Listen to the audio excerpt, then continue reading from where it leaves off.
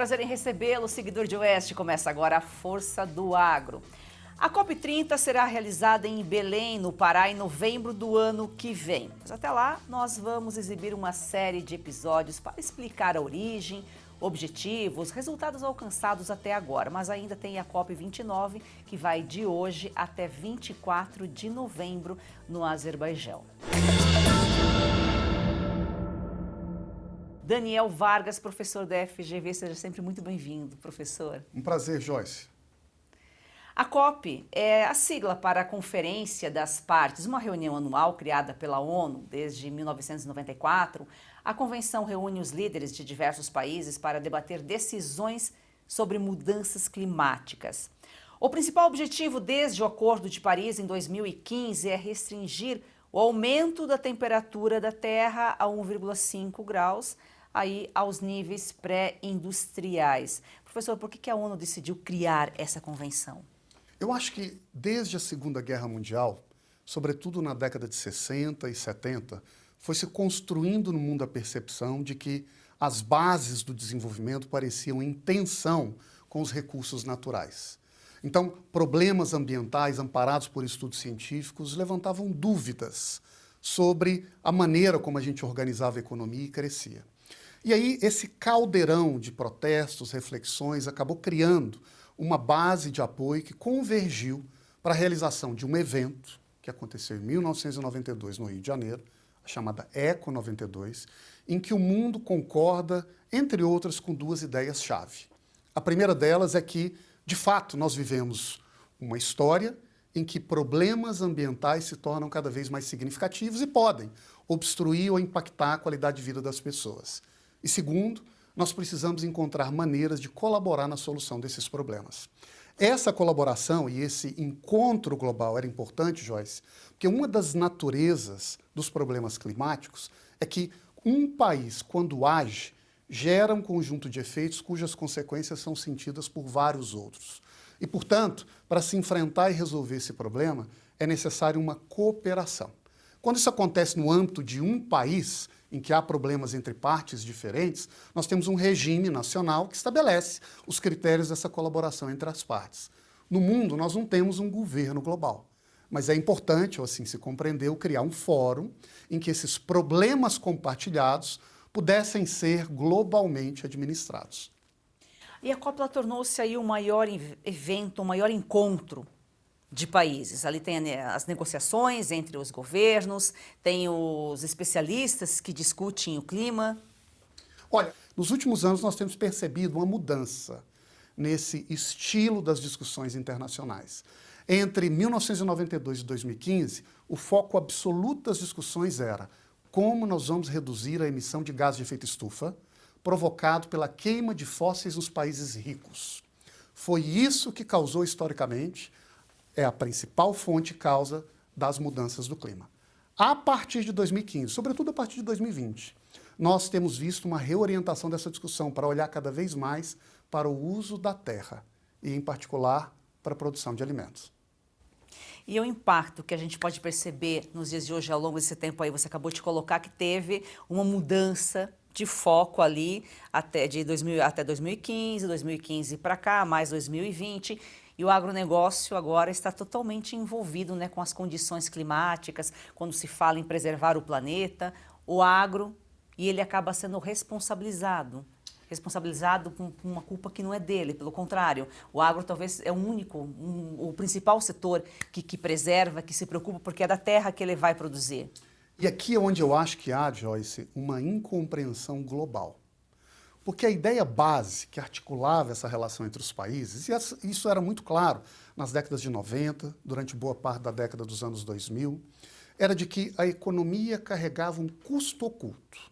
Então, à medida que as empresas avançavam, se apropriando de recursos naturais, elas acabavam gerando um conjunto de impactos sobre o meio ambiente que nós, coletivamente, acabávamos pagando ao longo do tempo, na forma de mudanças do clima, acidificação dos oceanos, degelo do Ártico, queimada nas florestas. O grande desafio, portanto, é como é que a gente vai corrigir esse custo oculto, revelando e internalizando na economia. A forma de fazer isso, metas de mitigação.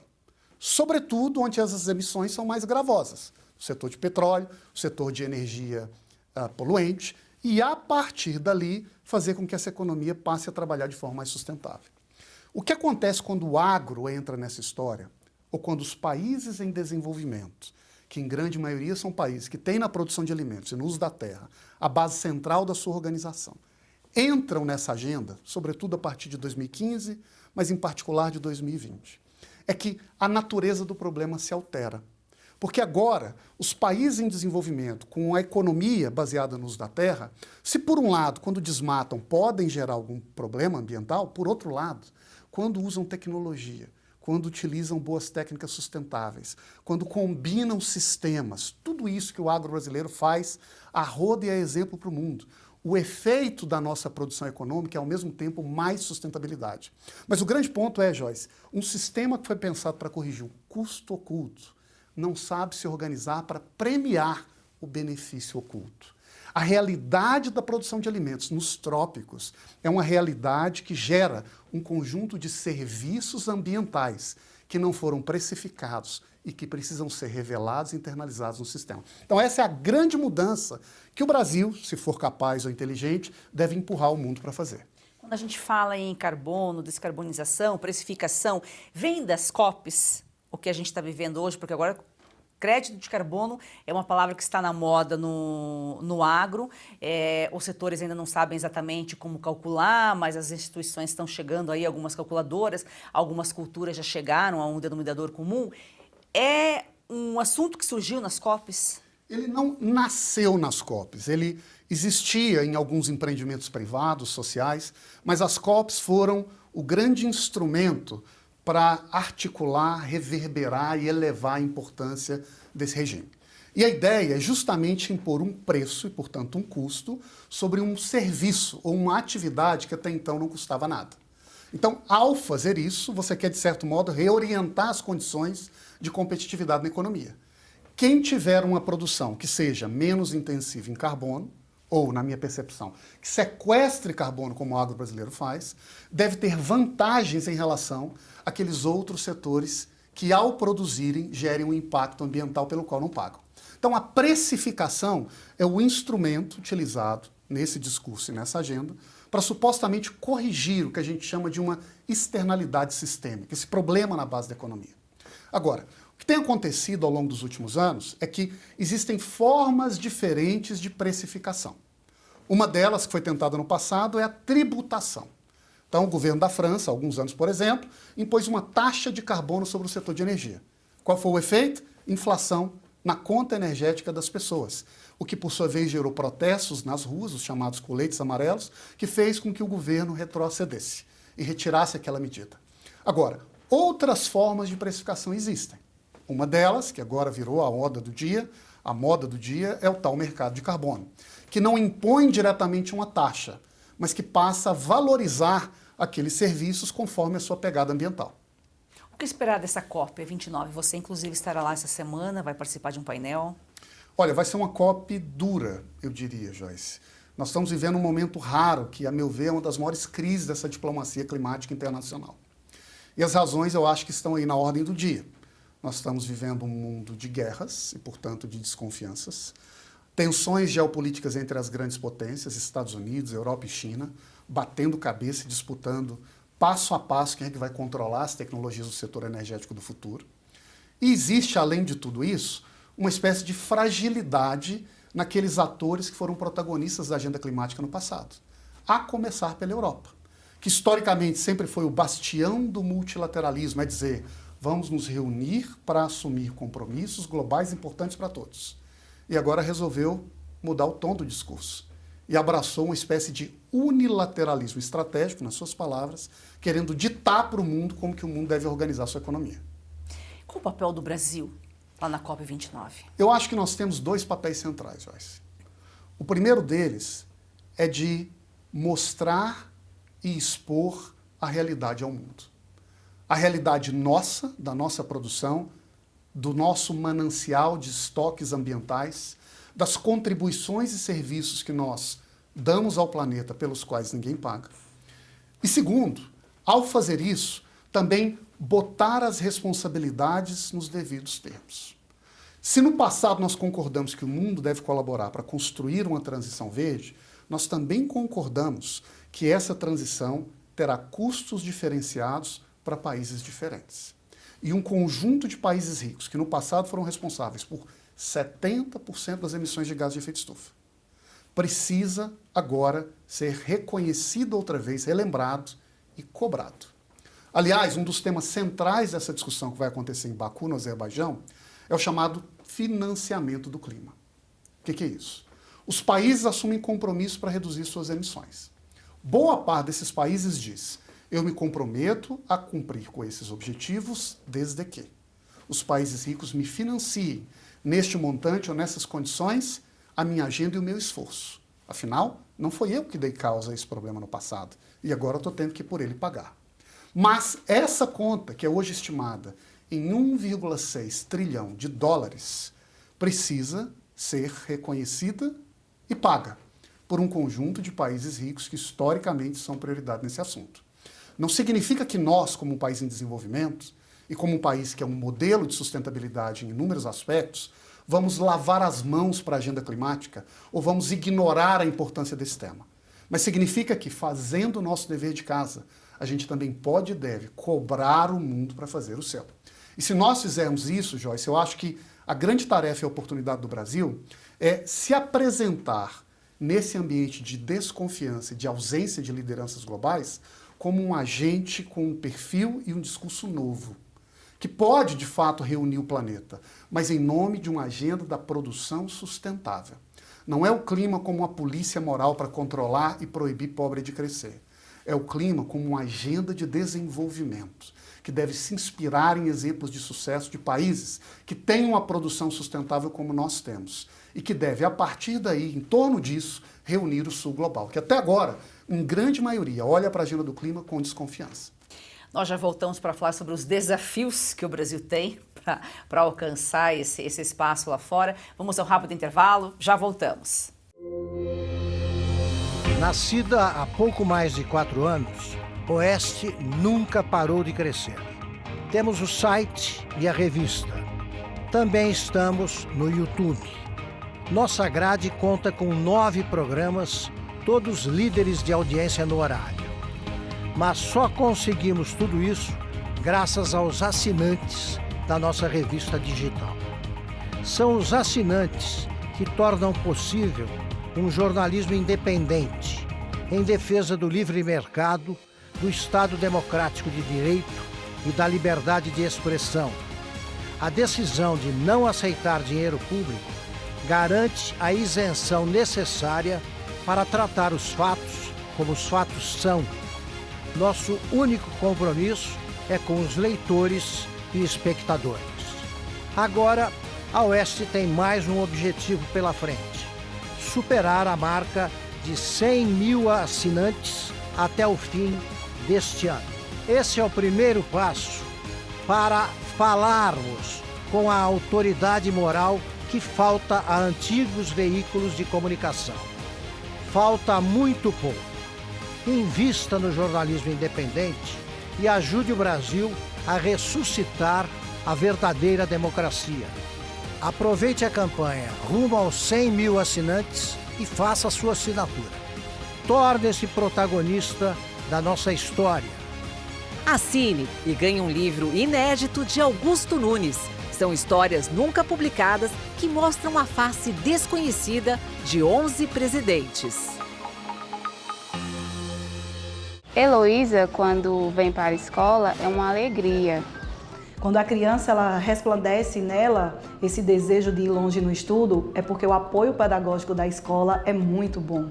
Hoje eu sonho e sei que pode virar realidade. A Escola Professora Olindina Roriz Dantas é um projeto criado pela Agrodan, a maior produtora e exportadora de mangas do Brasil. Doce e sem fiapos, muito valorizada na Europa, está na hora de o brasileiro conhecer essa delícia. Kate, a manga para comer de colher. Da Agrodan para você, qualidade e sabor inigualáveis. Compre Kate, a manga para comer de colher e ajude uma criança. É o Agro transformando vidas. É daquele banco. Peraí, a proposta parece boa. Ah, é? Então pergunta para ela se você pode participar das decisões do banco. Moça. E pergunta se o lucro do banco retorna para você no final do ano. E pergunta também se no banco o seu contato é direto com o gerente. Só um minutinho. Coopera, né, Mário Jorge? A Cocred tem tudo que um banco tem, mas com taxas mais justas e uma forma mais sustentável de atuar. Mais um que tem conta na Cocred?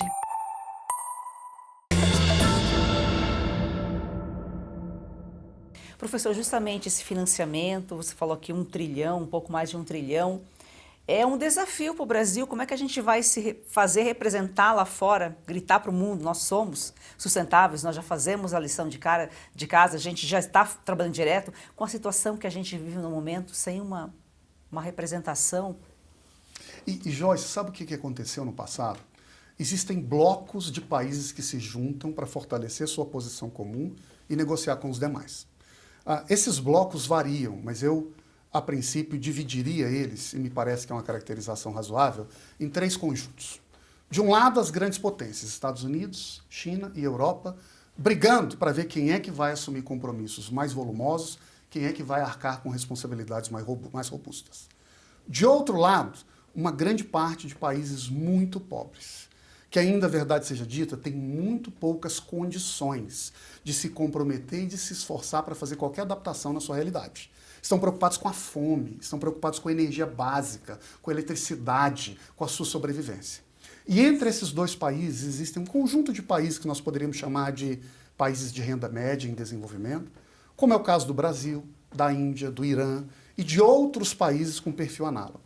Estes países aqui funcionavam, de certo modo, como uma espécie de conexão entre os demais. E a depender da maneira como eles se articulassem, se apresentassem, poderiam reorientar essa agenda, cobrar mais dos ricos, exigir apoio aos pobres. O que aconteceu nos últimos anos com a posição do Brasil? Curiosamente, o Brasil começou a se afastar dessa zona intermediária e criar uma espécie de competição com a África. O grande projeto apresentado pelo Brasil na COP passada, e parece que será o mesmo apresentado nessa COP, é a criação de um fundo que seria resultado de doações internacionais para a preservação de florestas. Isso é importante, porém, seria uma maneira de dizer o que nós queremos é doação para organizar a nossa economia e o nosso desenvolvimento. E ao fazer isso, nós entramos em uma rota de conflito ou de competição com a África, que em vez de olhar para a gente como um aliado, como um exemplo, como um modelo de como crescer, incluir com sustentabilidade, passa a nos ver como um rival. Então eu vejo o Brasil com uma posição estratégica de deixar de tratar o mundo como se nós fôssemos coitados à busca de caridade e construir no mundo uma agenda baseada no crescimento, na prosperidade verde. Exigir do mundo, por um lado, sim, pagar a conta dos danos causados no passado, mas financiar tecnologia, técnica, progresso, energia, alimento sustentável, que o mundo precisa, e sem isso não me parece que tem qualquer acordo do clima. Condições reais para segurança alimentar, segurança energética e soberania. Do contrário, toda essa discussão internacional será vista com desdém, com ceticismo, se é que vai avançar. Professor, no fim das contas, tudo envolve dinheiro. Quem está lá representando o Brasil acaba se comprometendo a pagar a conta de países da Europa, por exemplo, que já não tem mais como preservar, e nós aqui temos, a gente sabe disso. Então, um representante do país está lá, se compromete em troca de doação, em troca de financiamento, mas a gente sabe que esse financiamento não chega ao destino que deveria chegar, né? Eu acho muito importante entender esse ponto, Joyce. Há muito essas COPs deixaram de ser um ambiente apenas de reclamos abstratos, de discussões abertas sobre a importância do clima. Elas se tornaram verdadeiros espaços de negociações econômicas e, em particular, de negociação de custos que deverão ser assumidos por países e por setores. Esses custos significam que quando nós chegarmos aqui no momento pós-COP, eles precisarão ser pagos por alguém. A maneira como essa conversão do compromisso internacional na obrigação local se dá é pelo estabelecimento das chamadas NDCs, que são as metas nacionais. É o momento em que o país, para cumprir com a sua responsabilidade perante o mundo, detalha os seus compromissos e obrigações perante a sua própria população. Ao longo dos últimos anos, a verdade é que a criação das NDCs brasileiras aconteceu à margem dos setores da economia. Na verdade, um conjunto de técnicos, informados e orientados por ONGs, muitas vezes em ambientes pouco abertos, definiam quais seriam essas metas que o Brasil todo deveria pagar. Agora, o que nós precisamos é abrir essa discussão, Joyce, e participar dela, para ver de que forma o país deve, de fato, participar dessas discussões de metas globais e assumir responsabilidades para si. Sempre lembrando, Joyce, que não existe uma forma única de criar uma NDC. Nesse momento, o Brasil está discutindo qual vai ser a sua próxima, a chamada NDC 3.0. E a maior parte dos países em desenvolvimento do mundo tem criado NDCs que colocam como prioridade número 1 a adaptação, que é uma outra maneira de dizer desenvolvimento, condicionado ao financiamento ou apoio externo. É a Bolívia, por exemplo, para citar um exemplo aqui do nosso métier, do nosso espaço na América Latina, que diz: a minha meta inclui acabar com a insegurança alimentar da população na Amazônia, garantir saneamento, garantir saúde, aumentar a produção e a produtividade do agro. E essas são metas climáticas estabelecidas pela Bolívia, porque entende que o clima é um elemento central do desenvolvimento. Quando eu me comprometo com o desenvolvimento, eu estou também evitando que outras atividades menos eficientes e produtivas acabem gerando a degradação, o desmatamento e, por sua vez, o problema climático. O Brasil, em relação às mudanças climáticas, como que ele é visto lá fora? Quais são os países que se equiparam ali ao Brasil? A gente sabe que o Brasil só é cobrado. A gente já falou várias vezes aqui sobre as imposições que vêm de fora. E que países que se equiparam aí com o Brasil? Eu acho que o Brasil tem um perfil particular nessa equação global. Nós não somos como os países desenvolvidos do chamado anexo 1 do Protocolo de Kyoto, os países ricos, que historicamente organizaram a sua economia em torno de fontes energéticas sujas, carvão e petróleo. E por isso mesmo cresceram, enriqueceram-se, transferindo parte da conta para o resto do mundo. Nós não somos assim. Por outro lado, nós também não somos um país pobre, como talvez sejam alguns desses países da África ou do Sudeste Asiático, que ainda lutam para garantir condições muito básicas de soberania e de sobrevivência. Nós temos condições econômicas e ambientais que eu diria que estão numa zona do meio. Por um lado, nós temos uma economia que já tem tecnologia avançada, técnicas sofisticadas, como é o caso do uso da terra entre nós, com o agro. Por outro lado, nós temos um manancial de florestas e de recursos naturais que poucos países do mundo possuem de forma preservada como temos. Esses dois ativos colocam o país numa situação muito particular. Porque se o mundo, em grande medida, ainda acredita que a economia é inimiga do clima, nós temos aqui, na nossa realidade, um exemplo, um protótipo de como é possível crescer com sustentabilidade. Como é possível nos desenvolver preservando. E mais, como é possível, ao fazer isso, ajudar a resolver o problema climático. Entendendo que clima não é uma variável independente, mas é parte de uma equação de desenvolvimento. O que temos feito aqui mostra para nós mesmos e para o mundo que é possível, sim, crescer, incluir e preservar. Clima está relacionado ao meio ambiente, que está relacionado ao agronegócio. Então, as medidas lá estabelecidas na COP acabam impactando diretamente no agro. Eu acho que tem 3 formas de impacto, Joyce. A primeira delas é que a COP estabelece as prioridades globais, a atenção global. Então, por exemplo, na última COP, 160 países assinaram um pacto de trabalhar pela chamada transformação dos sistemas agroalimentares. Qual é a ideia? A ideia de que o problema do clima é, em boa medida, um problema do uso da terra. Quando uma COP decide isso, ela coloca uma espécie de refletor, de luz, para cima do agronegócio, criando, naturalmente, uma pressão sobre ele. Segundo, as COPs, elas articulam compromissos que são obrigações jurídicas. Não são apenas pactos morais, são leis que cada vez mais começam a ser cobradas por agentes econômicos internacionais e pelo judiciário. Aliás, o Brasil já é hoje um dos principais países que convivem com a chamada litigância climática. Nos últimos anos, nós temos visto uma ascensão dessas ações no judiciário e elas estão crescendo também entre nós. O que significa que as pessoas entram com a ação na justiça para pedir que aquele compromisso internacional seja cumprido. Terceiro, essas COPs acabam criando uma espécie de fertilizante para um conjunto de agentes internacionais pressionarem os países.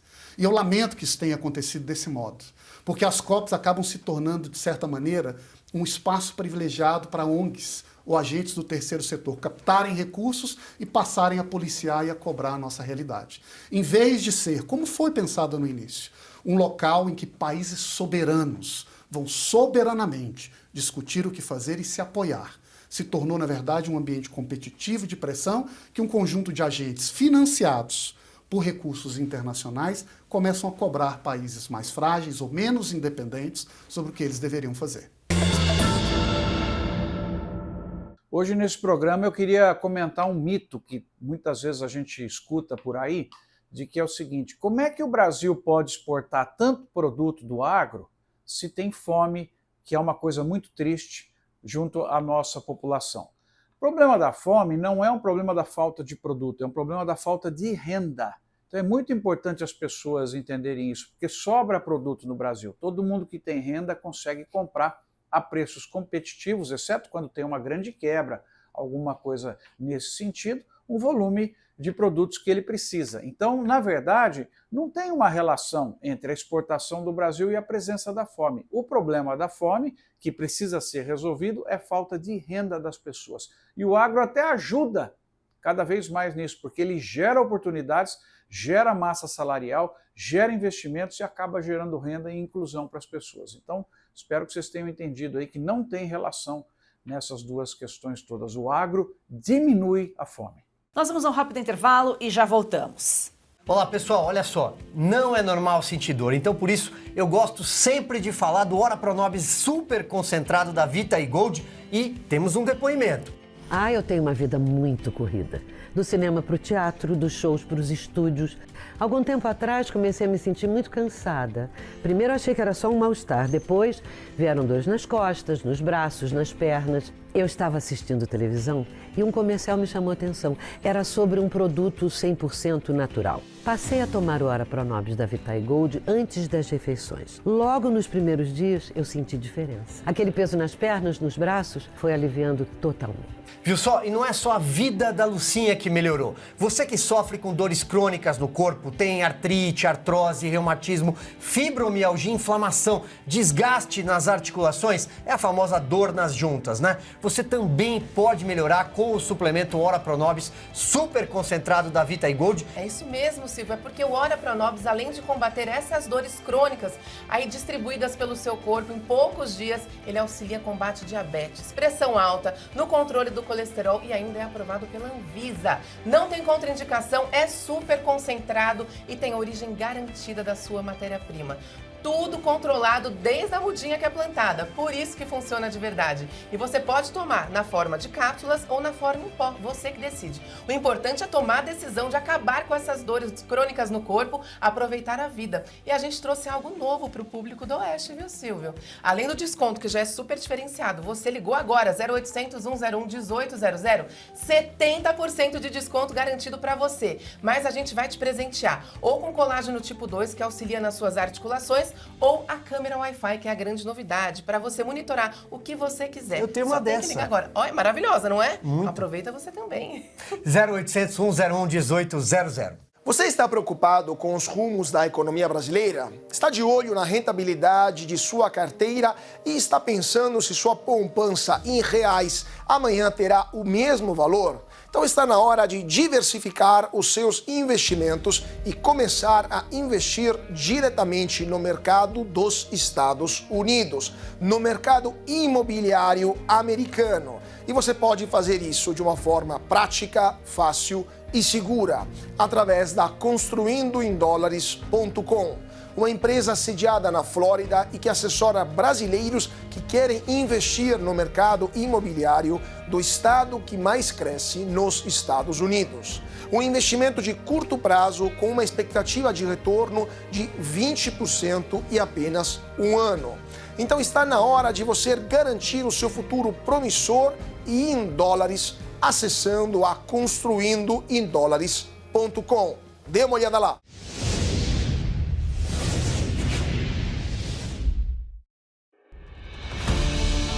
A independência de um país não é plena quando um de seus poderes restringe a liberdade de expressão e compromete a própria democracia. Desde a sua primeira edição, Oeste defende a liberdade, Fazemos isso dizendo o que precisa ser dito, muitas vezes colocando em risco a própria existência. É você que garante nossa autonomia e nossa independência editorial. A Oeste não aceita dinheiro público nem depende de publicidade. Oeste continuará o seu trabalho sem recuar 1 milímetro de seu maior princípio: informar com base em fatos e defender as liberdades individuais, custe o que custar. Assine a Oeste com até 25% de desconto e pague em até 6 vezes no cartão. Assine já!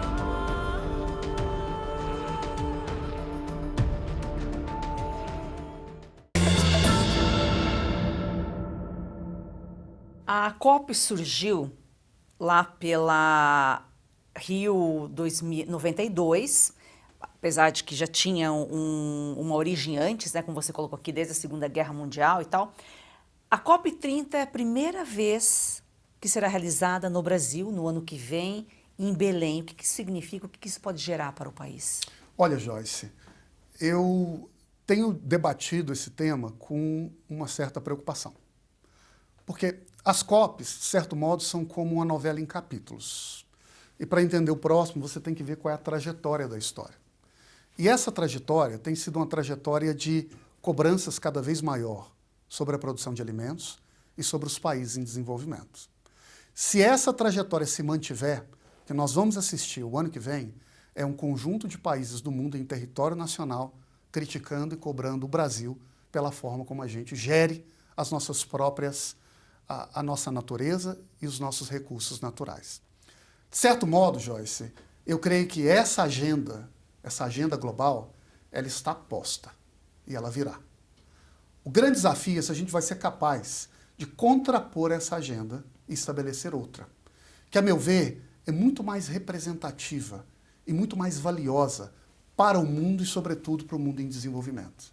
Que é uma agenda que coloca no centro das discussões o desafio da produção com sustentabilidade, o desafio da inovação tecnológica, da ampliação de técnicas para produzir mais com menos, que é uma agenda capaz de mobilizar, de cativar grande parte do planeta do sul global, que começa a trabalhar a sua agenda climática agora, mas que ao mesmo tempo olha para essa discussão internacional com uma certa desconfiança, por razões evidentes. Se o que nós virmos no Brasil, no ano que vem, for uma discussão policial sobre aquilo que nós não podemos fazer, ignorando a realidade da Amazônia, de quase 30 milhões de pessoas que ainda convivem com índices de qualidade de vida muito baixos, a COP pode acabar se tornando um elemento de críticas, de resistência, de questionamento. Mas se nós fizermos dessa COP o ano que vem uma oportunidade de mobilizar o mundo tropical para reorientar a agenda climática, para fomentar financiamento sustentável, a inovação produtiva, aí me parece que nós temos aqui uma oportunidade para avançar. Não só para nós aqui no Sul Global avançarmos com as nossas expectativas legítimas de desenvolvimento, mas para a gente salvar a agenda climática, que do contrário vai ser vista cada vez mais com desconfiança. O Brasil tem potencial, tem pesquisadores, tem especialistas competentes para reverter essa agenda. Eu acho que realmente esse é o caminho, né, professor? Eu acho que o Brasil tem tudo para ser uma espécie de liderança global nessa agenda. Mas se ele se limitar a repercutir uma agenda que vem de fora, essa liderança vai ser muito passageira e muito questionada de dentro. Se ele resolver fazer de outro modo, olhar para si mesmo, para a sua realidade, e trazer os aliados em torno de uma nova agenda de crescimento com sustentabilidade, aí eu creio que o Brasil pode cumprir um papel que o mundo, de certo modo, espera que a gente cumpra, de liderança e de projeção. Até a COP 30, nós vamos voltar a esse assunto aqui todos os meses. Professor, muito obrigada, é sempre um prazer recebê-lo aqui, é uma aula. Eu que agradeço, sempre uma honra, Joyce. E gratidão a você que nos acompanha aqui diariamente. Siga o nosso perfil no Instagram, aforçadoagro.1. Vamos fazer do agro esse campeão brasileiro uma paixão nacional.